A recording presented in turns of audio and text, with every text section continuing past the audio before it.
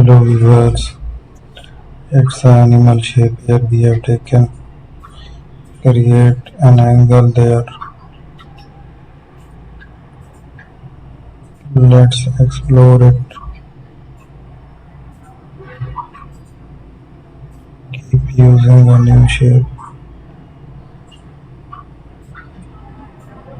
Add a different picture here.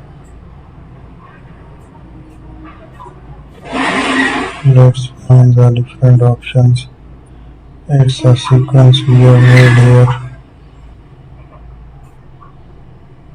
Then I will make the further shapes in a similar sequence.